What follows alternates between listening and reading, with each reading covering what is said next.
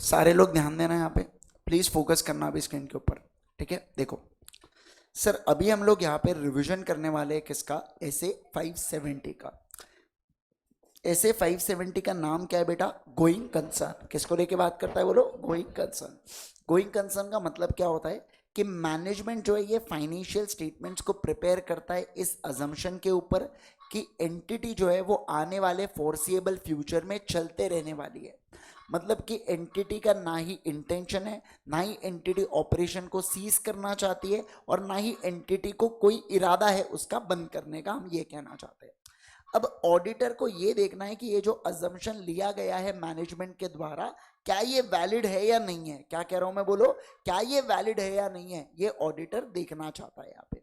तो ऑब्जेक्टिव क्या है, रिस्पॉन्सिबिलिटी है ऑडिटर का with respect to going concern, और उसका ऑडिट रिपोर्ट के ऊपर क्या इंप्लीकेशन आता है। अपन ने आखिरी में अभी देखे थे इंप्लीकेशन क्या होता है करके ऑडिट रिपोर्ट के ऊपर। ठीक है, तो देखो मैंने आपको क्या बताया कि गोइंग कंसर्न का मतलब होता है फॉरसिएबल फ्यूचर में एंटिटी चलते रहने वाली है। गोइंग कंसर्न बेसिस के ऊपर फाइनेंशियल्स को प्रिपेयर किया जाता है कि entity normal course of business में असेट्स को रियलाइज करेंगी। एंटिटी का ना ही इंटेंशन है लिक्विडेट करने का, ना वो सीज करना चाहती है, या उनके पास कोई रियलिस्टिक अल्टरनेटिव है। इसके अलावा गोइंग कंसर्न अजम्पशन के कारण ही असेट्स को हम लोग, असेट्स और लाइबिलिटीज को किस बेसिस पर करते हैं बताइए, नॉर्मल कोर्स ऑफ बिजनेस में रियलाइज करते हैं। लेकिन अगर गोइंग कंसर्न अजम्पशन मान लो वैलिड नहीं बनता, क्या नहीं बनता, बोलो वैलिड नहीं बनता, तो इस सिचुएशन में कौन सा बेसिस हो जाता, लिक्विडेशन बेसिस। कौन सा बेसिस हो जाता, बोलो लिक्विडेशन बेसिस। अभी तक एकदम क्लियर, ओके। अगला सर, अब हम लोग बात करेंगे responsibilities for the assessment of entity's ability to continue as a going concern. किसके बारे में बात कर रहे हैं, बोलो responsibility of assessment of entity's ability. मुझे बताइए किसकी रिस्पॉन्सिबिलिटी है ये असेस करने की कि एंटिटी गोइंग कंसर्न है या नहीं है। तो सर ये मैनेजमेंट की रिस्पॉन्सिबिलिटी है। किसकी रिस्पॉन्सिबिलिटी है, बोलो मैनेजमेंट की रिस्पॉन्सिबिलिटी है गोइंग कंसर्न अजम्पशन को लेके। मैनेजमेंट असेसमेंट करता है, जजमेंट बनाता है at particular point of time about किसको लेके, फ्यूचर आउटकम्स ऑफ इवेंट या कंडीशन को लेके, कहीं वो अनसर्टन तो नहीं है, उसको लेके मैनेजमेंट को जजमेंट बनाता है। अब इन जजमेंट, बेसिकली ये जजमेंट है तीन फैक्टर्स के ऊपर डिपेंड करते हैं। पहला, डिग्री ऑफ अनसर्टेनिटी, कितना ज्यादा इन्वॉल्व है इवेंट और कंडीशन को लेके। जितनी ज्यादा अनसर्टेनिटी इन्वॉल्व होंगी उतना हमारा अजम्पशन गंदा होगा। दूसरा, एंटिटी का साइज और कॉम्प्लेक्सिटी और डिग्री ऑफ एक्सटर्नल फैक्टर कितना उसको अफेक्ट करते हैं, इसको भी मैं क्या करूंगा बेटा, चेक करूंगा। तीसरा, कोई ऐसा जजमेंट है क्या जो based on future information available, यानी कि एंटिटी जिस पॉइंट पे असेसमेंट कर रही है उसके बाद के समय के बारे में कोई हमारे पास जानकारी है क्या, जिसे प्यार से क्या बोला जाता है, बोलो सब्सीक्वेंट इवेंट, जो आपने कल के क्लास में पढ़ा था ऐसे 560 के अंदर। समझे आप बात को, ओके। अगला, अब मैं बात करूंगा रिस्पॉन्सिबिलिटी ऑफ ऑडिटर को लेके। किसको लेके, बोलो रिस्पॉन्सिबिलिटी ऑफ ऑडिटर को लेके। सर, ऑडिटर की जिम्मेवारी रिस्पॉन्सिबिलिटी क्या है, कुछ नहीं, sufficient and appropriate audit evidence को गैदर करना कि मैनेजमेंट ने जो अजम्पशन लिया है जीसी को लेके क्या वो अप्रोप्रिएट है क्या, और दूसरा कंक्लूड करना जिसके ऊपर ऑडिट एविडेंस के ऊपर कि क्या कोई अनसर्टिनिटी तो एग्जिस्ट नहीं करती है गोइंग कंसर्न में, जिसको अपन ने बाद में एमयू का नाम दिया था, मतलब अनसर्टेनिटी में मटेरियल है या नहीं है, ऐसा अपन ने देखा था, ओके। इसके अलावा ऐसे 200 ये कहता है कि ऑडिटर की जो एबिलिटी होती है बेटा कि डिटेक्ट करना मटेरियल मिसस्टेटमेंट की, ये थोड़ी ज्यादा, मतलब इसमें अनसर्टेनिटी ज्यादा हो जाती है जब वो किससे रिलेटेड हो, फ्यूचर इवेंट से रिलेटेड हो। मतलब ऑडिटर फ्यूचर को क्या प्रेडिक्ट कर सकता है क्या, ऑडिटर क्या कोई फ्यूचर को प्रेडिक्ट नहीं कर सकता है, इस बात का ध्यान रखेंगे, ओके। फिर अगला पॉइंट पढ़ा था ऑब्जेक्टिव्स ऑफ ऑडिटर क्या है।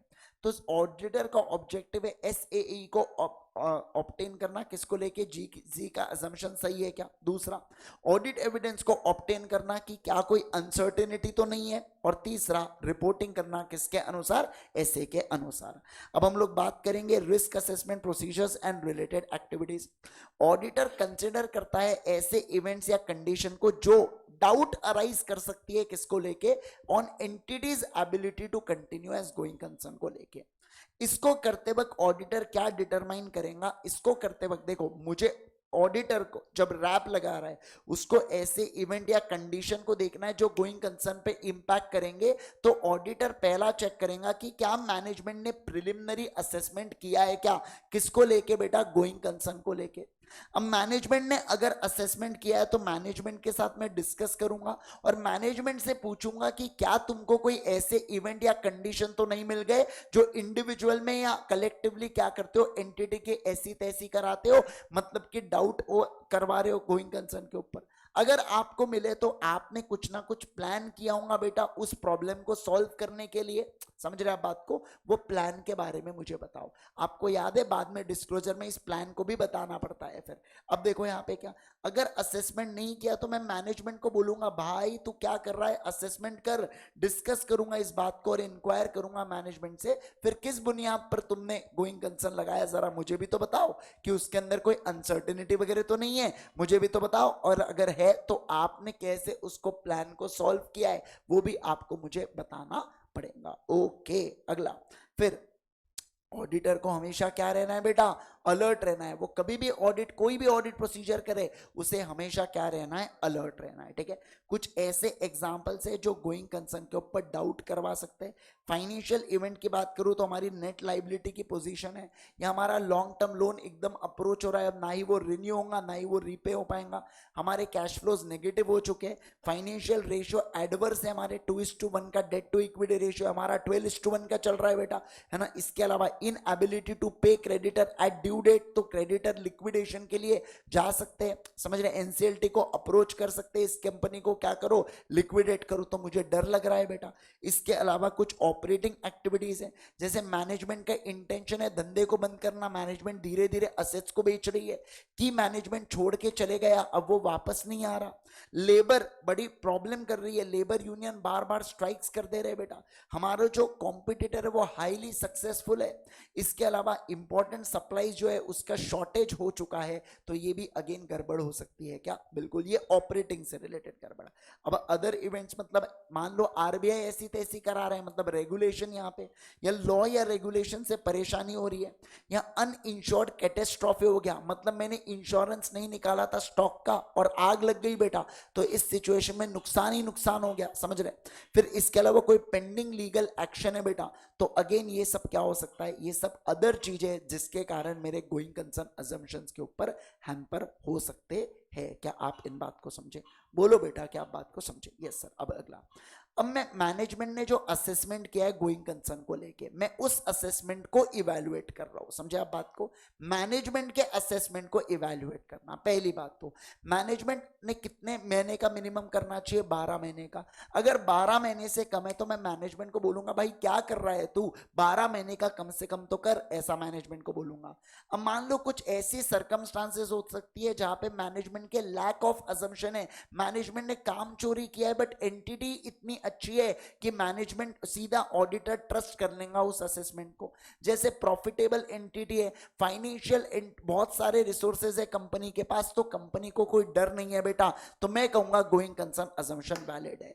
लेकिन कुछ बाकी सिचुएशन के अंदर मैं चेक करता हूं मैनेजमेंट के क्या प्रोसेस थे गोइंग कंसर्न को देखने के लिए, मैनेजमेंट के क्या अजम्पशन थे, क्या फ्यूचर प्लान है और फीजिबिलिटी है क्या उस प्लान का, उसको भी मैं क्या करता हूं बेटा, चेक करता हूं। क्या आप इस बात को समझे क्या। ओके, अगला, सर ऑडिटर क्या रेक्टिफाई कर सकता है क्या मैनेजमेंट के असेसमेंट को, नहीं सर, ऑडिटर असेसमेंट को पढ़ के बस अपना ओपिनियन दे सकता है, वो उसमें सुधार नहीं कर सकता है। दाल चावल बने हैं तो दाल चावल चुपचाप खा लो, रोटी सब्जी डिमांड करेंगे क्या आप, नहीं करेंगे। अगला, सर जब भी, अब देखो, अब ऑडिटर को ऐसे इवेंट्स या कंडीशन पता चले हैं बेटा जो मटेरियल अनसर्टेनिटी अराइज करवाते हैं, किसके ऊपर अराइज कराते हैं बोलो, अरे किसके ऊपर अनसर्टेनिटी सर, गोइंग कंसर्न के ऊपर, तो ऑडिटर को क्या एडिशनल ऑडिट प्रोसीजर्स लगाना होगा। देखो सबसे पहली बात तो मैं मैनेजमेंट से रिक्वेस्ट करूंगा कि आप क्या करो, असेसमेंट करो गोइंग कंसर्न का, लेकिन ये मैं कब करूंगा, जब मैनेजमेंट ने असेसमेंट नहीं किया है, मैनेजमेंट ने असेसमेंट नहीं किया है, तब मैं मैनेजमेंट को बोलूंगा भाई अब तो असेसमेंट कर लो, समझे। मैनेजमेंट जरूरी नहीं है ना असेसमेंट करे, पढ़ा था पीछे। अब देखो, फिर मैं मैनेजमेंट के फ्यूचर प्लान के बारे में जानूंगा, वो फ्यूचर प्लान का आउटकम देखूंगा, क्या वो हमारे सिचुएशन में सुधार कर रहा है, क्या वो फीजिएबल है बेटा, मैं उसको भी चेक करता हूं। फिर मैं कैश फ्लो का एनालाइज करता हूं, कैश फ्लो को एनालाइज करूंगा मैं ये देख के कि क्या वो अंडरलाइन डेटा को रिलायबल ठहरा रहा है क्या, और इसके अलावा क्या वो एडिक्वेट सपोर्ट या अजम्पशन को दर्शा रहा है क्या। फिर मैं ये भी देखूंगा कि क्या कोई ऐसी इंफॉर्मेशन अवेलेबल हुई है जो आफ्टर, क्या कहा मैंने, बोलो, after assessment done by management, इसे बोला जाता है सब्सीक्वेंट इवेंट्स की कोई इंफॉर्मेशन मेरे पास आई है क्या। और मैनेजमेंट से मैं WR बुलाता हूं दो चीजों को लेके, मैनेजमेंट के प्लान और मैनेजमेंट के फिजिबिलिटी को लेके। ओके, अब सर बात करेंगे ऑडिटर के कंक्लूजन की। सर ऑडिटर ये सेम है जो ऑडिटर की रिस्पॉन्सिबिलिटी है उसको लेके, क्या कि वही SAE को ऑब्टेन करो, फिर ये देखो ऑडिट एविडेंस को ऑब्टेन करो कि गोइंग कंसर्न अजम्पशन सही है क्या, और ऑडिट एविडेंस के ऊपर ये डिसाइड करो कि गोइंग कंसर्न के अंदर क्या कोई मटेरियल अनसर्टेनिटी एग्जिस्ट तो नहीं करती जो गोइंग कंसर्न के ऊपर इंपैक्ट डाल रही हो। मटेरियल अनसर्टेनिटी अगर मान लो एग्जिस्ट नहीं करती तो ऑडिटर सिर्फ इतना देखेगा कि प्रॉपर FRF के हिसाब से डिस्क्लोजर हुआ है क्या। लेकिन लेकिन लेकिन अगर मटेरियल अनसर्टेनिटी एग्जिस्ट करती है तो मैं उसके लाइक्लीहुड और मैग्नीट्यूड को चेक करता हूं, और उसके बेसिस पर यह देखता हूं कि आपने सही से डिस्क्लोजर किया है क्या। चार बातें सही से डिस्क्लोज होनी चाहिए, क्या कि कौन सा इवेंट या कंडीशन है जो गोइंग कंसर्न को इंपैक्ट कर रहा है, और मैनेजमेंट के क्या प्लान है उसको ठीक करने के।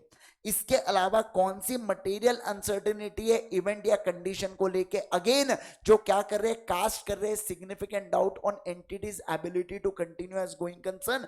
और इसके अलावा मैं ये भी बताऊंगा कि अगर गलती से ये हिट हो गया ना तो एक बात का समझ लेना बात कि आप क्या नहीं कर सकते, नॉर्मल कोर्स ऑफ बिजनेस में असेट को रियलाइज नहीं कर सकते। कर सकते कि नहीं कर सकते, नहीं कर सकते। समझ में आ रहा है क्या आपको बात? यस।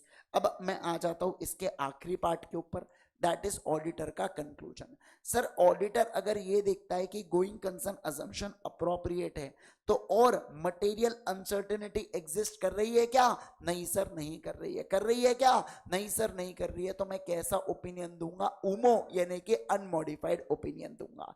सर मान लो मटेरियल ये जो अजम्पशन है ना ये अप्रोप्रिएट नहीं है तो मैं कैसा अजम्पशन दूंगा, एडवर्स अजम्पशन दूंगा, एडवर्स ओपिनियन दूंगा, सॉरी।